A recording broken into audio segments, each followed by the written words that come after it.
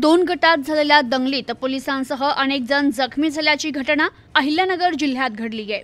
अहिल्यानगर जिल्ह्यातील कोपरगाव शहरातील मोहिनीराज नगर भागात किरकोळ कारणावरून बुधवारी रात्री उशिरा दोन गटांमध्ये तुंबळ हाणामारी होऊन एकमेकांवर दगडफेक करण्यात आली। पोलिसांच्या वाहनावर देखील जमावानं दगडफेक केली आहे। या दोन पोलिसांसह अनेक जण जखमी झाले। याबाबत दोन्ही गटातील 63 जणांवर गुन्हा दाखल करून 16 आरोपींना पोलिसांनी ताब्यात घेतले। तर या घटनेनं परिसरात तणाव निर्माण झाला। घटनेची माहिती मिळताच कोपरगाव शहर पोलीस ठाण्याचे पथक तात्काळ घटनास्थळी दाखल झाले। सुरुवातीला पोलिसांची संख्या कमी असल्याने जमावानं पोलीस वाहनावर देखील दगडफेक केली। नंतर काही क्षणात पोलिसांचा मोठा फौजफाटा घटनास्थळी दाखल झाल्याने परिस्थितीवर नियंत्रण मिळवता आले। पोलिसांनी घटना ठिकाणी मोठ्या प्रमाणात बंदोबस्त तैनात करत परिसर शांत केला।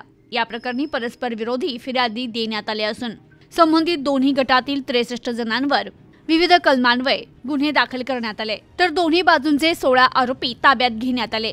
घटनेचे गांभीर्य ओळखून शिर्डीचे पोलीस उपअधीक्षक अमोल भारती यांनी घटनास्थळी भेट दिली आणि परिसरात कडेकोट बंदोबस्त तैनात केलाय।